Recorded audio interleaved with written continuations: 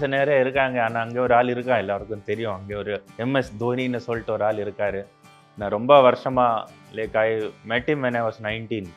நான் 19 வருஷமாக இருக்கும்போது தான் இந்தியன் டீமில் ஃபஸ்ட்டாக செலக்ட் ஆனேன். அப்போ யூகே டூர் போனேன். மாய்பாய் தான் கேப்டனாக இருந்தார். அப்போ அங்கே தான் ஃபஸ்ட் டைம் மாய்பாயை பார்த்தேன்.